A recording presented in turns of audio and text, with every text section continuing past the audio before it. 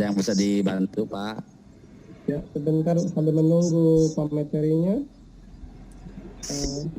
Saya sebagai moderator. Pak Profesor, masih Pak Profesor Abe? Dari Dinas Perikanan dan Kelautan Kabupaten Sumba Tengah. Oh, Dinas. Nanti kalau sudah masuk kabari Pak ya, biar kami jadikan co-host juga. Ya, oke. Ya. Baik, Pak. Pak Obed. Pak Obed.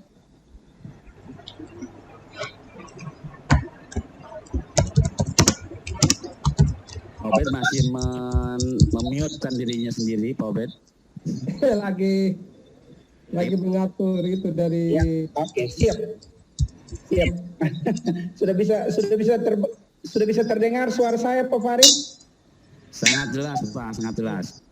Iya, soalnya GSM ini. Iya, selalu begitu. Mati. Posisi apakah di NTT atau sedang di luar pulau? Di NTT. Ya, sedang di Dinas Perikanan Kabupaten Sumba Tengah. Oh iya Pak, siap Pak. Jadi nanti untuk pemateri pakai Zoom yang ini Pak ya? Oh. Kami pakai laptop tidak bisa, jadi pakai handphone. Jadi tadi kami minta bisa bantu share materi dari koordinator begitu Pak. Oh siap. Ya, makasih banyak Pak Farid. Ya Pak Obed.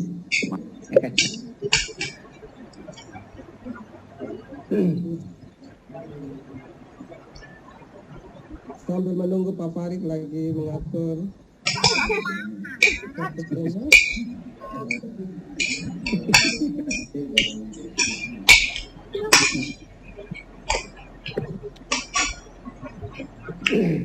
Apa kita bisa mulai?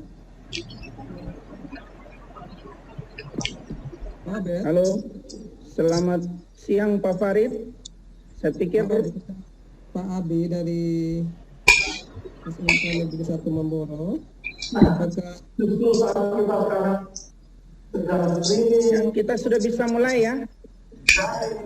Kita mulai.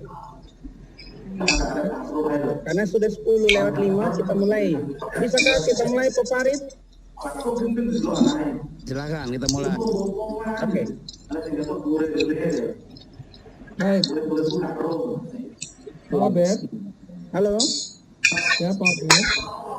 Ya. Kita bisa mulai. Sementara narasumbernya. Halo. Bisa kita mulai? Ya, sementara prepare narasumber masih prepare. Sedikit, 1 menit.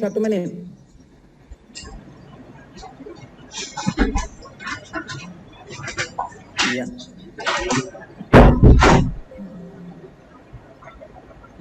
Gimana? Sudah sehat? Sudah. Itu kalau gimana teman-teman? Iya. Baik. Kembali. Ya, siap. Siap. Kembali. Baik, silakan Pak Abi, sudah mulai. Ya, terima kasih atas waktu dan kesempatannya dipercayakan saya sebagai moderator dalam kegiatan KKSI tahun 2020 ini. Baik, untuk yang terhormat, saya hormati Pak narasumber dari Dinas Perikanan dan Kelautan Kabupaten Sumba Tengah, Kepala Kasih Budidaya Pak Norbert Jangga Ama SPI, dan saya hormati Bapak Ibu Pembimbing KKSI seluruh Indonesia Nusantara, dan yang saya hormati siswa-siswi peserta KKSI di bidang rumput laut yang saya cintai dan saya banggakan. Untuk menghemat materi yang akan membawakan materi teknik pembibitan rumput laut, saya serahkan waktu dan tempat. Waktu 45 menit Pak narasumber. Waktu dan tempat saya persilakan. Terima kasih Pak Moderator atas kesempatan yang diberikan. Saya akan menyampaikan materi tentang teknik pembibitan rumput laut. Oleh karena itu, untuk mempersingkat waktu, saya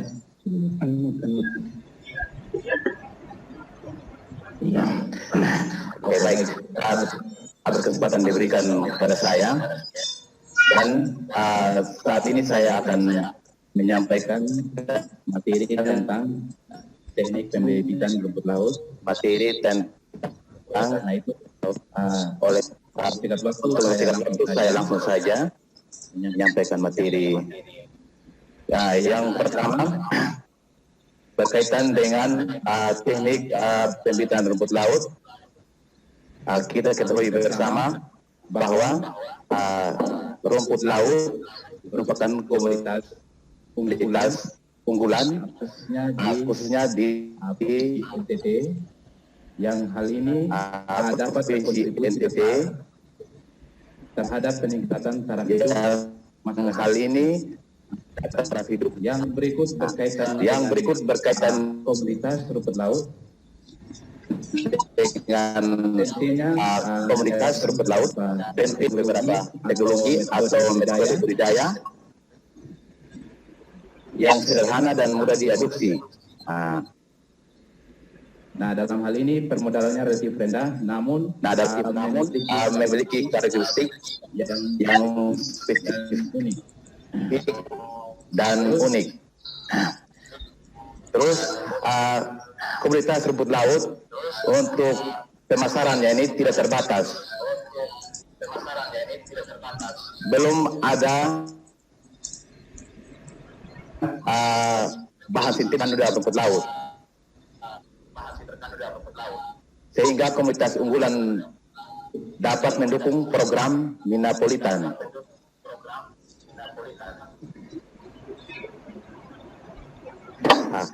Dalam hal kegiatan ada beberapa hal dan atau beberapa jenis komunitas rumput laut yang dikembangkan.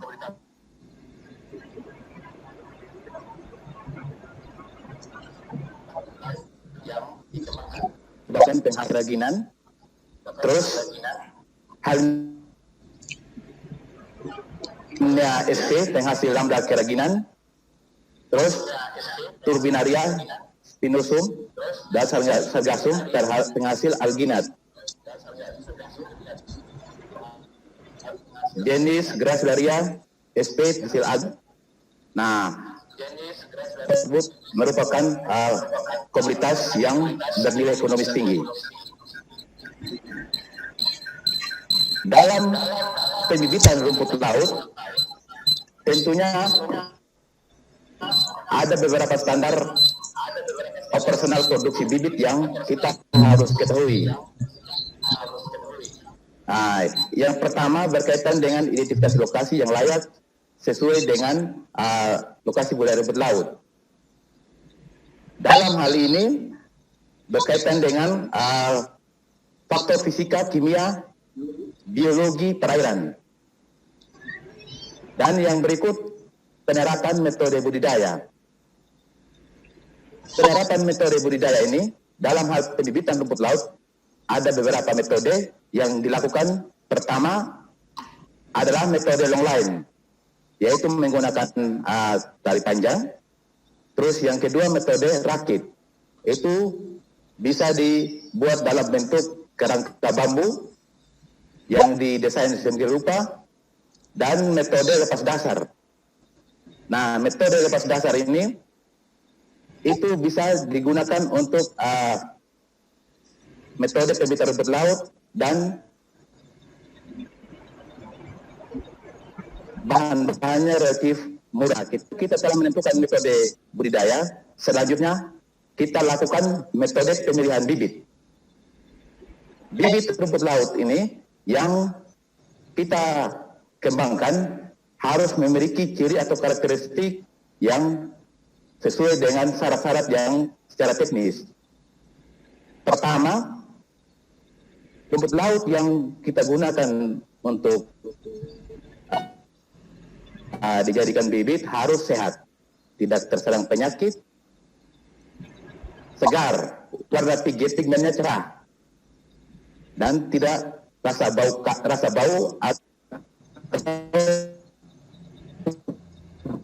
belum terjadi fermentasi, halus besar dan tidak ada. Yang syarat berikut masih muda dan ditandai oleh warna talus yang cerah, umur bibit 25 sampai 30 hari. Jadi kalau lebih dari 30 hari, secara teknis tidak layak untuk digunakan bibit karena sudah ya tua. Yang berikut tidak pernah terkena air tawar, minyak, serta cahaya matahari langsung dalam waktu yang lama. Nah, syarat yang berikut, bibit rumput laut harus bersih dari kotoran dan lumut serta epifit. Nah, lumut yang dimaksud ini ada tumbuhan fitoplankton pada bagian rumput laut. Jadi kalau bibit telah memenuhi syarat yang telah saya sampaikan tadi, itu layak untuk dijadikan ya bibit yang berkualitas dan untuk pengembangan rumput laut. Nah, setelah tahapan pemilihan bibit, maka selanjutnya kita lakukan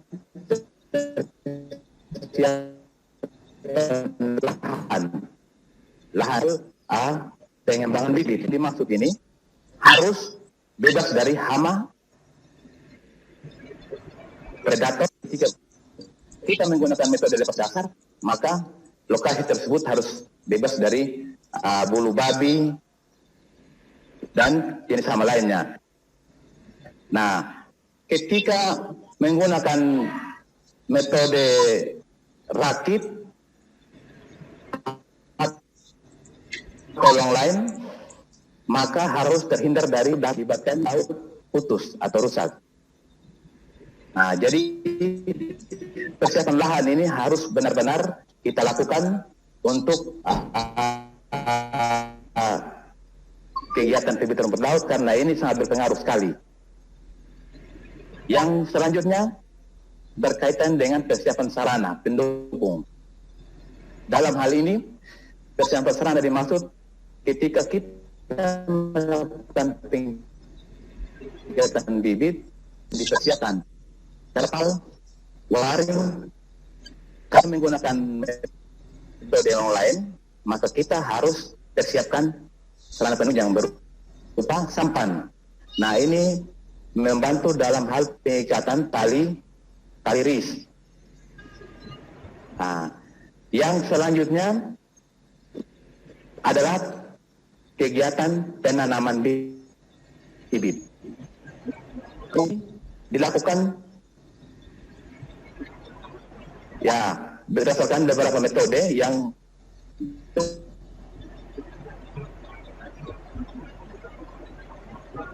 berbeda. Ketika metode penanaman bibit pada ketika air laut pasang, kita ada penanaman menggunakan metode lepas dasar. Nah, ketika menggunakan metode yang lain, maka tidak menunggu harus air laut pasang atau air laut surut, karena kita bisa menggunakan sarana penunjang seperti sampan tadi untuk membantu melakukan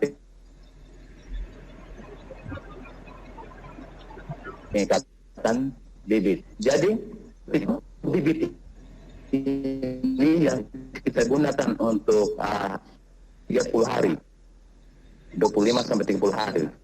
Jadi untuk penanaman bibit ini disesuaikan dengan metode penanaman, metode pembibitan rumput laut, karena ada metode long line, rakit, dan lepas dasar. Terus strategi untuk mempertahankan kebun bibit. Nah, di sini ketika kita menggunakan bibit jenis SMA Kotuni, maka ya jenis bibit kita harus menyesuaikan terhadap kondisi musim tanam dan waktu yang kita lakukan hingga dapat berproduksi sepanjang tahun. Karena ketika masuk pada masa akan berpengaruh terhadap perkembangan atau pertumbuhan bibit. Oleh karena itu, dalam hal koleksi selain SMA Kotuni ini, kita harus menyesuaikan bibit yang kita gunakan sesuai dengan kondisi musim tanam dan waktu yang ditentukan. Yang berikut, dalam mempertahankan kebun bibit perlu penerimaan bibit. Perlu penerimaan bibit yang bertujuan untuk memacu pertumbuhan rumput laut.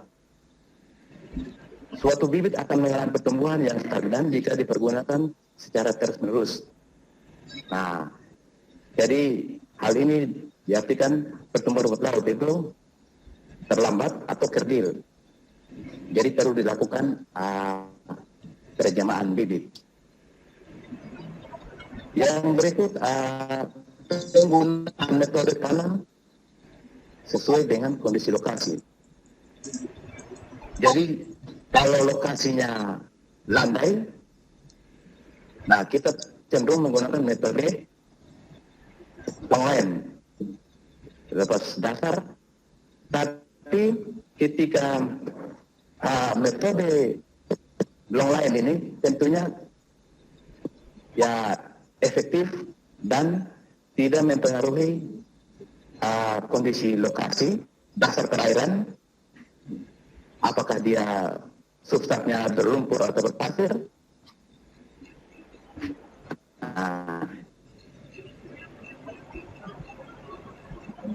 Jadi ketika metode hampar kita bisa manfaatkan dan tidak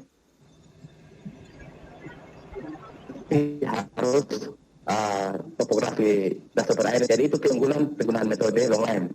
Nah, di situ bisa kita gunakan pengembangan bibit dalam bentuk kantong. Jadi bibit berada dalam sebuah wadah atau kantong berukuran kecil. Jadi bibit posisi perkembangannya bagus dan aman dari predator. Nah, ketika kita menggunakan metode lain kombinasi dengan sistem kantong. Yang berikut, perlu kita lakukan seleksi bibit sesuai anjuran. Nah, ini merupakan strategi untuk mempertahankan kebun bibit. Nah, untuk memperoleh cabang atau talus yang mempunyai laju pertumbuhan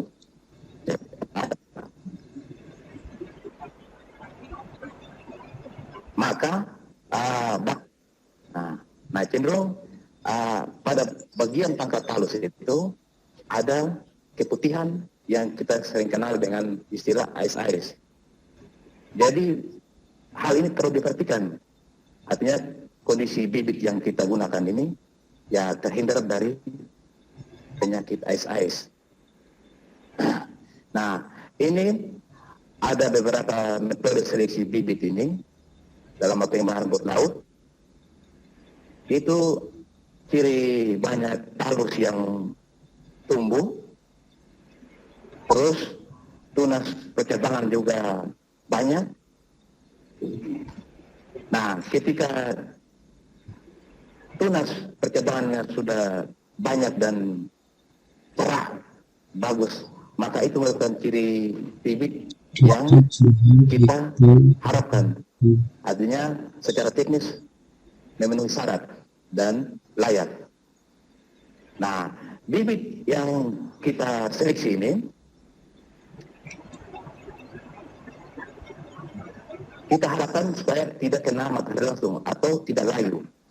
Nah, ketika terkena matahari langsung, ya kurang lebih 2 jam, 3 jam akan berpengaruh pada pertumbuhan bibit rumput laut yang dimaksud. Jadi bibit akan mudah terkena ya serangan ini penyakit tadi seperti keputihan ais-ais. Nah, karena perlakuan awal ketika bibit tersebut sudah terkena matahari langsung. Nah, bibit tersebut juga mudah layu, jadi kita harus hindari sinar matahari langsung yang mengenai bibit tersebut. Terus bersih, bibit yang kita masuk ke sini harus bersih dari kotoran yang melekat. Jadi ketika ada kotoran yang melekat pada bagian halus rumput laut, itu juga akan mempengaruhi pertumbuhan bibit tersebut, karena akan menutupi bagian pori-pori pada halus rumput laut. Selanjutnya, bibit yang kita gunakan ini tidak terserang penyakit. Yang saya jelaskan tadi bahwa penyakit ice ini, yang istilahnya ada keputihan pada bagian halus rumput laut. Nah, itu kita harus selektif sekali dalam hal penentuan bibit rumput laut yang hendak kita kembangkan. Selanjutnya masuk pada tahap metode pengikatan bibit. Pengikatan bibit ini, ya kita ketahui bersama bahwa jarak masing-masing rumpun ini ya relatif tidak terlalu ini dengan natural anjuran ini, tapi jarak yang sudah dilakukan dan efektif itu 20, 25 sampai 25 cm. Itu jarak yang sering dilakukan. Dan itu sangat mempengaruhi laju pertumbuhan di rumput laut. Jadi ketika jarak 20 sampai 25 cm itu masing-masing rumpun atau masing-masing titik itu dianjurkan secara teknis. Jadi satu rumpun atau satu titik itu berat bibit rumput laut ya minimal 100 sampai 150 gram. 100 sampai 150 gram. Jadi bobot atau berat bibit yang hendak kita ikat pada titik aliris itu. Nah, ini bibit ini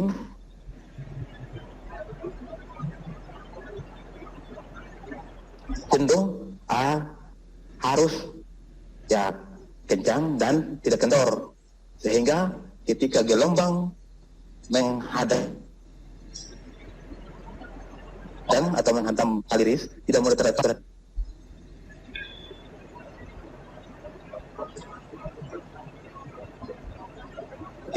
Ikatan tali sirtik, tali ris.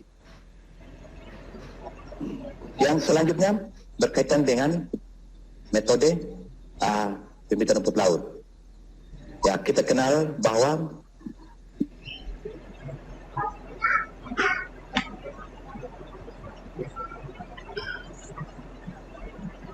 metode pembibitan rumput laut, long line, di sini saya akan sistem rakit apung. Nah, di sini dalam hal pembuatan rakit apung ini tentunya bahan relatif, tentunya bahan-bahan tersebut mudah dijangkau. Nah, di sini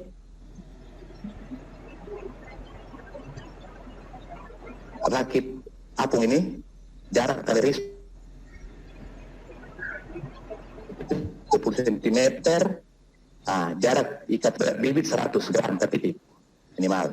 Bagian dasar diberi jaring dan tidak tergantung di lokasi. Jadi metode rakit apung ini memang mudah dilakukan, dan juga untuk titik rumput laut ini terlindung dari hantaman gelombang. Jadi untuk pengembangan bibit dan mempertahankan bibit ini sangat dianjurkan untuk menggunakan metode rakit apung. Jadi untuk metode rakit apung ini kita harus perhatikan beberapa hal yang menentukan kebersihan. Nah, di sini ketika lokasi tersebut gelombang sangat tinggi, sangat besar, akan mempengaruhi rakit apung mudah terhempas dan mudah dibawa oleh arus. Nah, ketika tali jangkarnya tidak kuat di dasar. Oleh karena itu kita sangat perhatikan tali jangkar yang akan dilepas di dasar perairan, sehingga rakit tersebut tidak mudah terbawa oleh arus atau gelombang. Nah, penentuan lokasi ini ya idealnya harus terhindar dari gelombang yang besar, sehingga tadi ini tidak mengakibatkan rakit terbawa oleh arus. Jadi secara spesifikasi konstruksi rakit bambu akan kita lihat secara detail di ini gambar, dan tentunya saya akan menjelaskan lebih lanjut berkaitan dengan pembibitan rumput laut dengan metode kantong.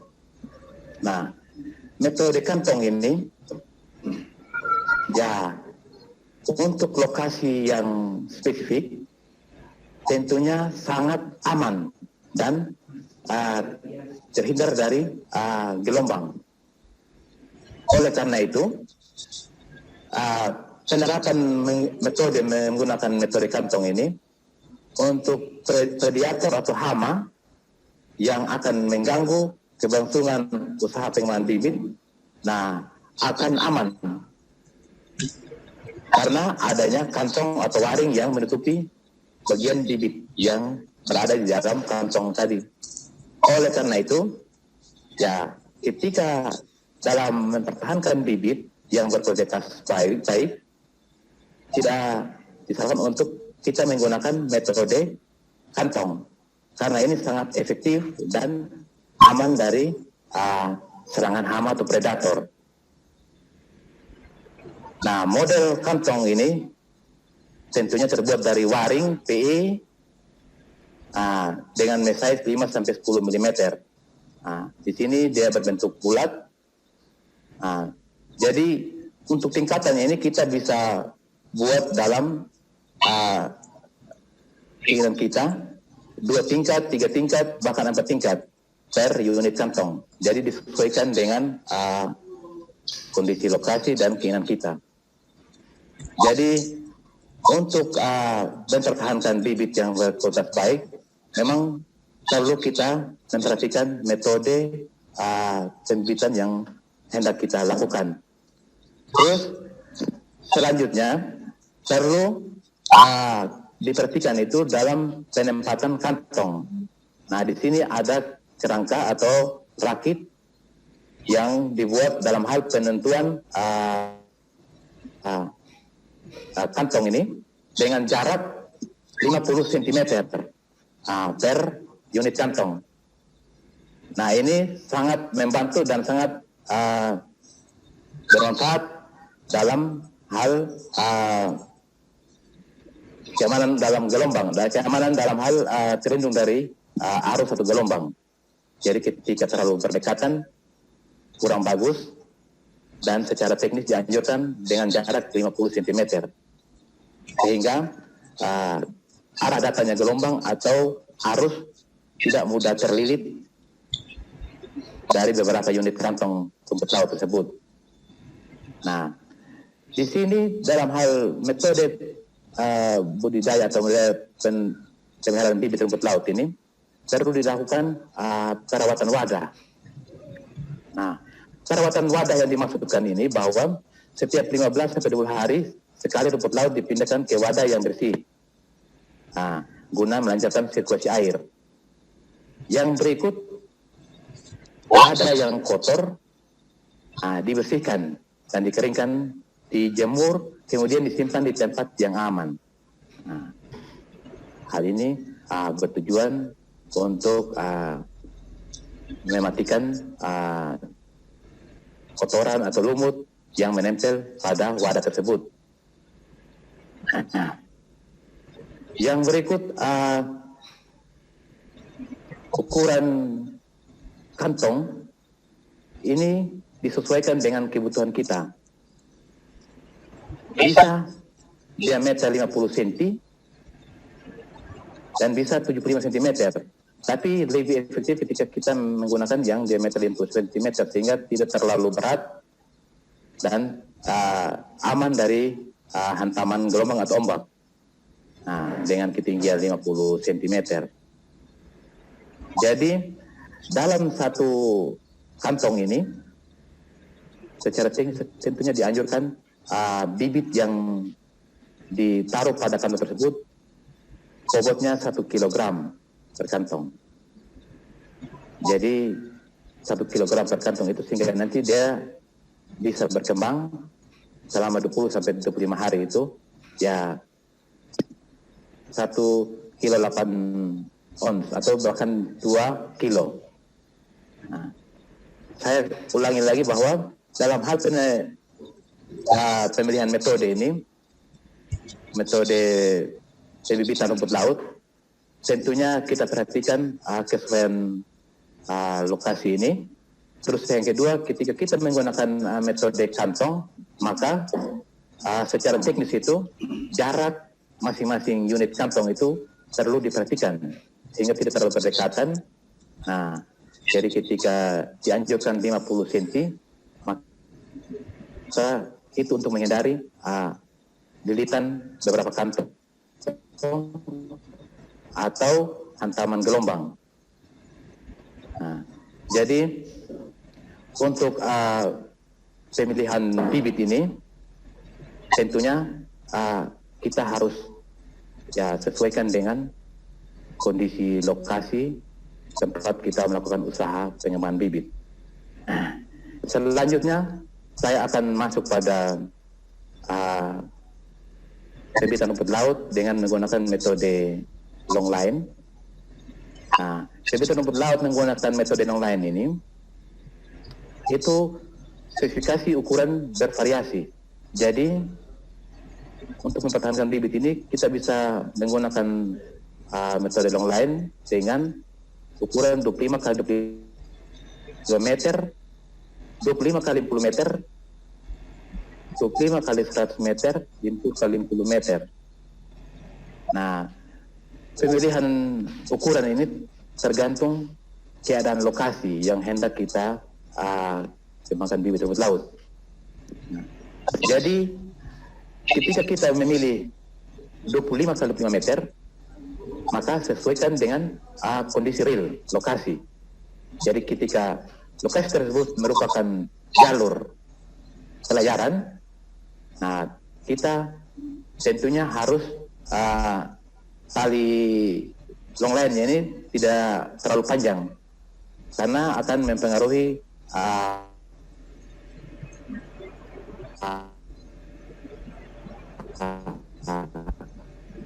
jalur pelayaran atau kapal. Nah, ketika kita melakukan pembibitan rumput laut yang metode long line yang jarak 25 100, maka kita harus perhatikan ya pertama jalur pelayaran laut, terus yang kedua tali jangkar itu. Karena memang dia harus mempunyai tumpuan yang kuat untuk menahan tali reef tadi. Nah, tentunya kita perhatikan juga jalur atau arah arus gelombang. Sehingga tali reef beberapa unit itu tidak berlilitan atau karena jaraknya berdekatan. Nah, kita harus betul-betul memperhatikan kondisi lokasi. Terus yang berikut juga metode dan jarak penyesatan tali reef tadi ketika kita menggunakan metode long line. Nah, di sini metode long line jarak per masing-masing tali reef ini 1 meter sampai 2 meter. Nah, 1 meter ini kita gunakan ketika lokasi tersebut berarus lambat. Nah, ketika berarus deras, jarak antar tali reef itu harus 2 meter. Nah, jadi ketika kita menggunakan 1 meter, maka tali reef yang pertama dan tali reef kedua akan bertemu dan akan terjadi pelilitan tali reef di situ, mengakibatkan rumput laut mudah rusak hanya karena akibat dari gelombang atau arus. Oleh karena itu, dalam hal pemilihan metode dalam hal pengembangan bios ini perlu kita kaji dan kita perhatikan secara bersama.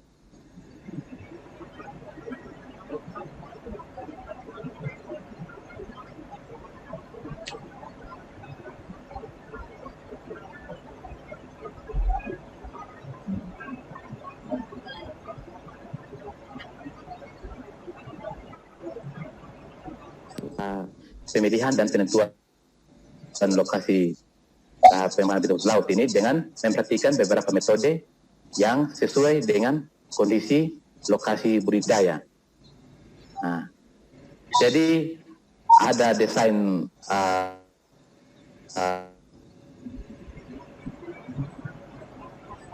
konstruksi long line ini yang jaraknya 175 meter. Nah, ya tadi kita bicara bahwa jarak arus deras 2 meter per masing-masing taliris, sedangkan ya arus lambat ya jarak masing-masing taliris itu 1 meter untuk mengatasi terjadinya pelilitan rumput laut yang berada dalam taliris. Nah, yang berikut dalam hal keberhasilan dalam mempertahankan kebun bibit atau pembibitan rumput laut ini yang sangat mempengaruhi itu adalah lingkungan lokasi budidaya rumput laut. Jadi lokasi budidaya rumput laut ini dalam hal pembibitan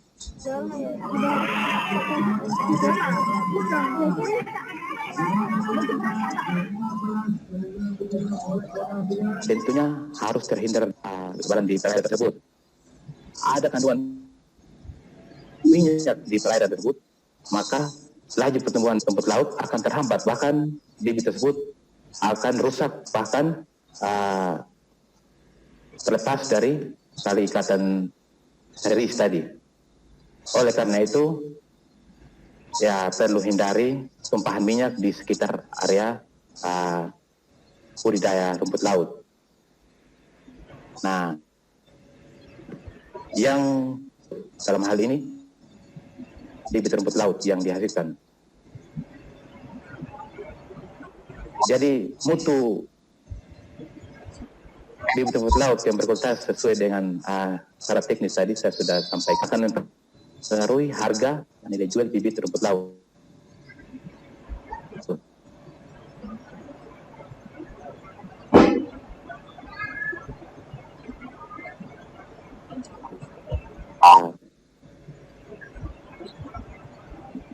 Merupakan dan berikut juga kita harus sesuaikan dengan kondisi lokasi yang memang memenuhi syarat.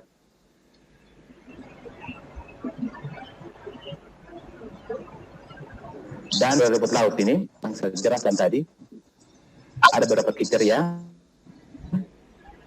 Yang pertama, bebas dari hampasan ombak secara langsung, kecepatan arus berkisar 20 sampai 40 cm per detik. Suhu 27 sampai 31 derajat Celcius. Salinitas 30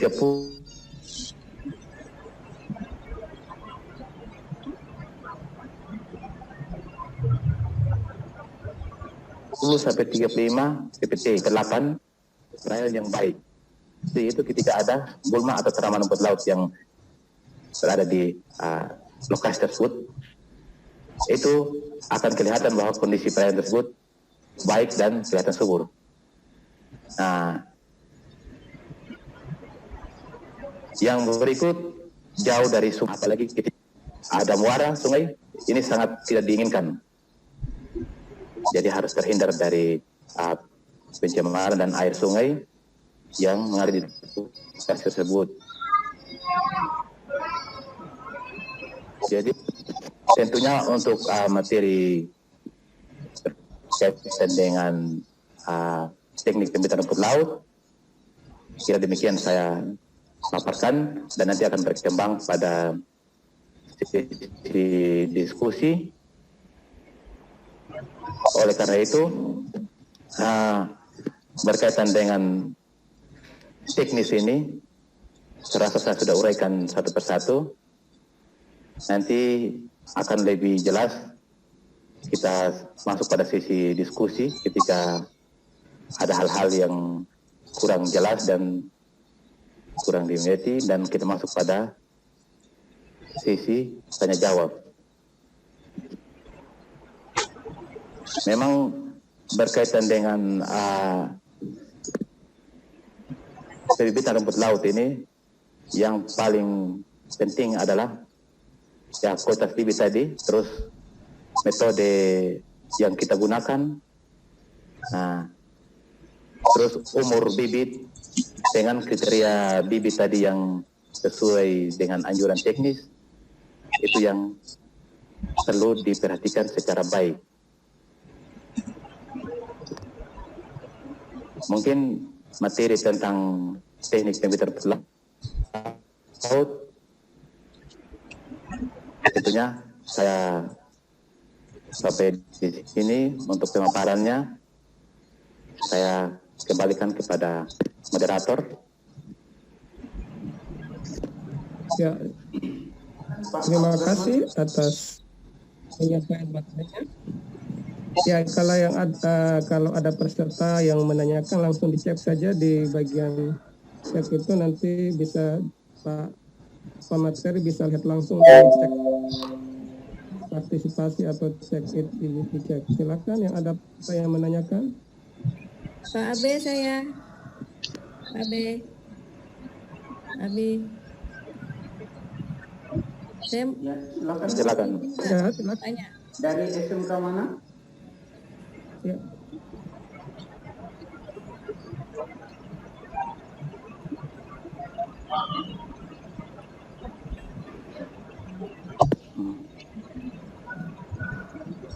Ya, langsung Pak.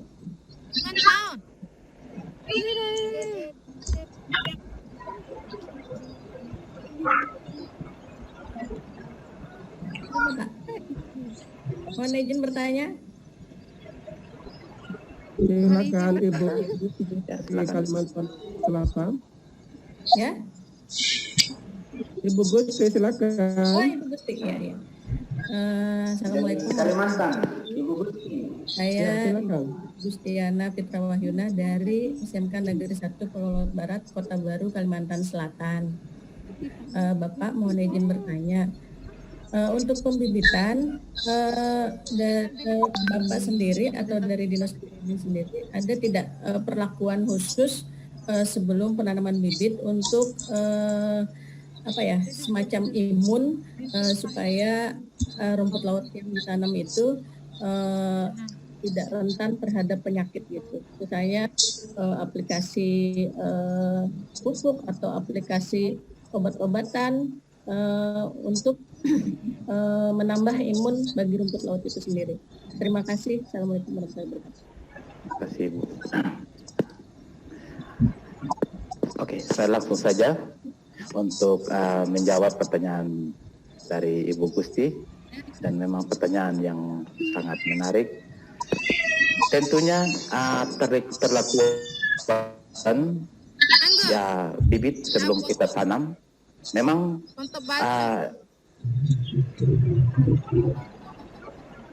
pernah dilakukan dalam sebuah air kelapa muda itu dengan 2 liter. Jadi bibit itu bisa direndam di situ untuk menjaga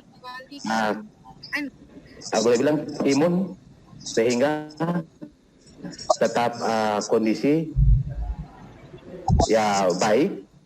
Jadi kalau pupuk saja, tentunya ya, pupuk organik itu kita lakukan, tapi penambahan air kelapa muda itu dengan jumlah 2 liter itu bisa mempertahankan imun dari bibit rumput laut sebelum kita lakukan penanaman rumput laut. Nah, hal-hal ini yang tentunya berdampak baik dan ramah lingkungan. Jadi perlakuan pupuk organik tadi dengan larutan kelapa muda 2 liter itu kita lakukan di situ di dekat lokasi pembibitan. Nah, itu bisa mempertahankan imun bibit rumput laut. Pak. Ya, saya pikir demikian. Ya, jadi banyaknya rumput laut yang direndam itu sampai benar-benar terendam gitu Pak ya, terserah berapa banyak dalam liter. Ya. Oke, terima kasih Bapak. Izin bertanya Pak, saya Agian Fadila dari SMKN Negeri 13 Bandung. SMK 13 Bandung ya. Iya Pak. Jadi saya mau tanya Pak, apakah hasil dari metode pembibitan rumput laut itu akan mempengaruhi hasil ekstraksi dari rumput laut, dan gimana sih caranya kita memperoleh hasil ekstraksi rumput laut tapi dengan metode yang benar dari pembibitan yang benar gitu. Dan kita kan dari Bandung nih Pak. Nah, untuk mendapatkan bibit rumput laut yang baik dan bagus itu seperti apa ya Pak? Terima kasih Pak. Oke. Terima kasih Bu. Berkaitan dengan metode rumput laut ini untuk menghasilkan bibit yang baik, tentunya suhu yang ditetapkan ini yang dianjurkan adalah berkisar 27 derajat Celcius sampai 31 derajat Celcius. Jadi penerapan beberapa metode ini, baik online, terus sakit apung, dalam hal ini sistem kantong, terus metode dasar, memang idealnya itu suhu berkisar 27 sampai 31 derajat Celcius, dan itu sangat mempengaruhi ketika di bawah dari itu akan menghambat pertumbuhan dan kualitas bibit rumput laut. Nah, jadi secara teknis suhu dihancurkan 27 sampai 31. Nah, 31 derajat Celcius akan mempengaruhi laju pertumbuhan bibit itu ketika suhu di bawah 27 derajat Celcius.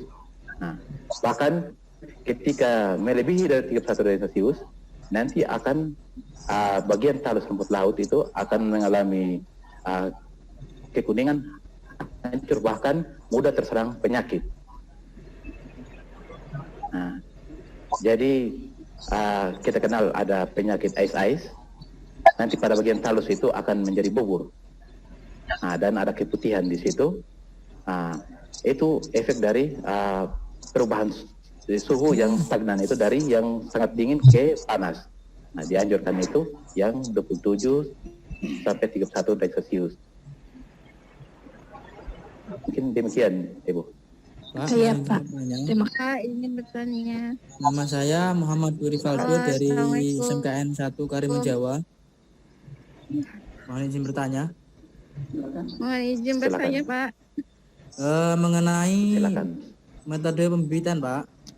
Dari SMK mana? Pengikatan dari SMKN 1 Karimun Jawa Pak. Ya, siap. 1 Karimun Jawa. Mengenai pengikatan pembibitan Pak. Pengikatan yang baik pada talus itu menggunakan simpul apa ya Pak? Simpul yang baik agar talusnya itu tidak rusak atau terlalu kencang atau terlalu kendor, itu menggunakan simpul apa ya Pak? Terima kasih. Ya, terima kasih.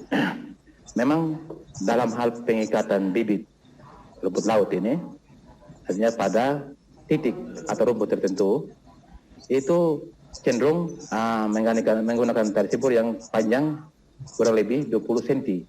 Nah, jadi proses pengikatan ini diharapkan jangan terlalu kendor atau jangan terlalu kencang juga, karena itu akan mempengaruhi talus rumput laut mudah terlepas.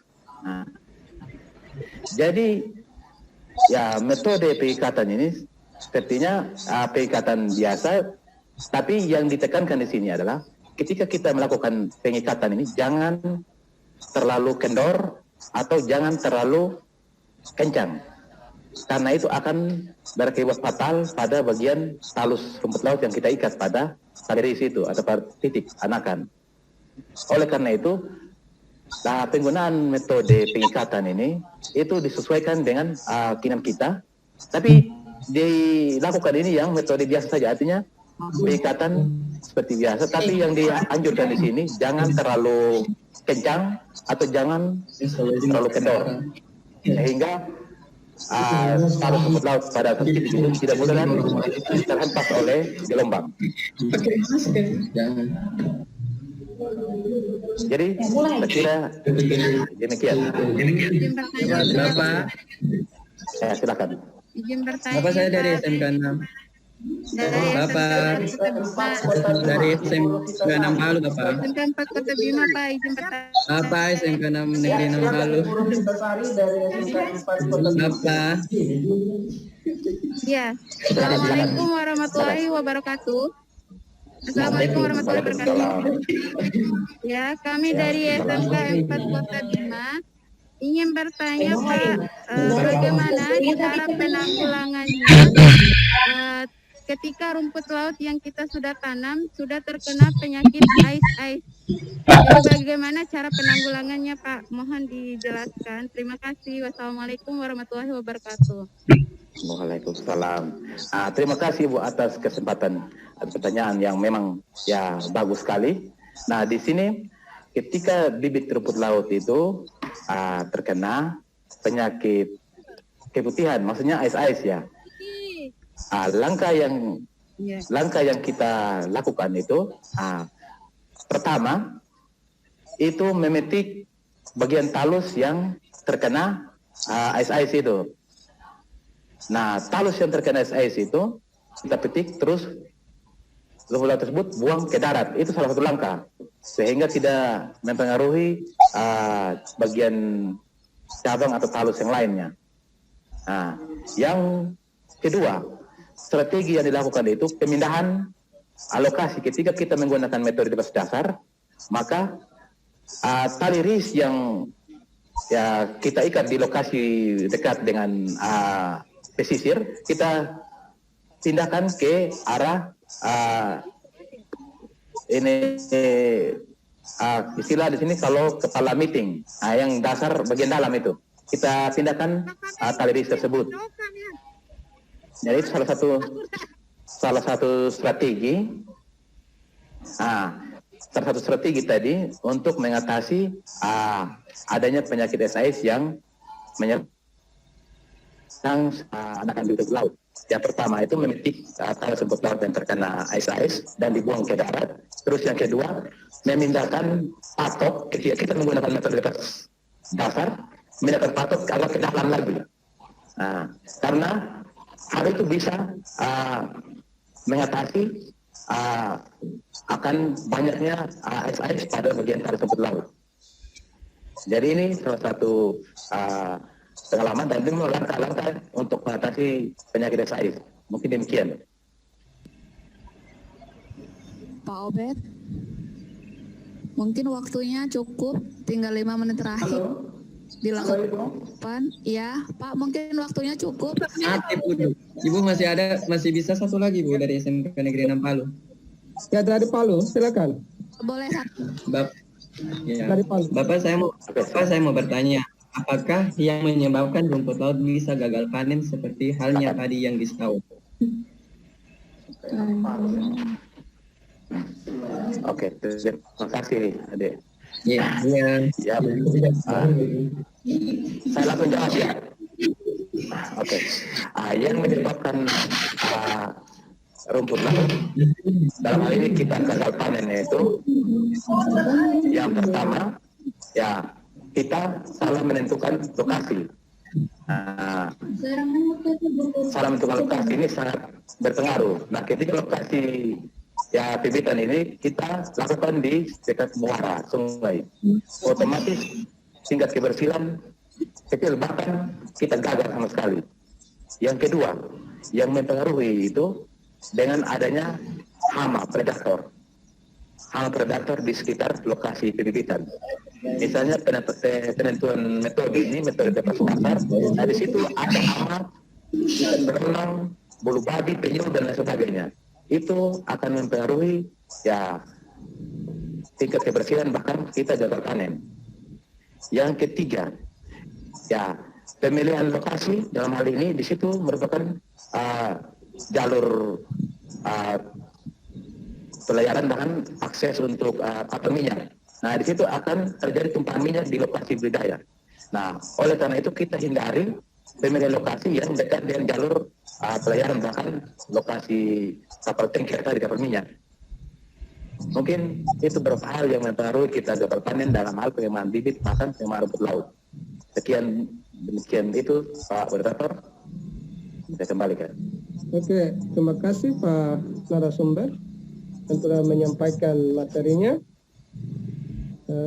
Closing statement dari Pak Obed selaku kos, silakan saya berikan untuk menutupi kegiatan ini. Terima kasih. Terima kasih atas seluruh partisipasi Bapak Ibu Kepala SMK Negeri, Kepala SMK baik negeri maupun swasta se-Indonesia. Terima kasih banyak kepada Bapak Ibu para pendamping yang dengan betul semangat membimbing anak-anak, terutama peserta KKSI, FFI, khususnya pada bidang pengembangan budidaya rumput laut pada saat ini. Dan materi saat ini berkaitan dengan pembibitan rumput laut sangat teknis bagi kita sebagai pelajar bahkan juga sebagai pendidik, khususnya di SMK negeri, di SMK kita masing-masing.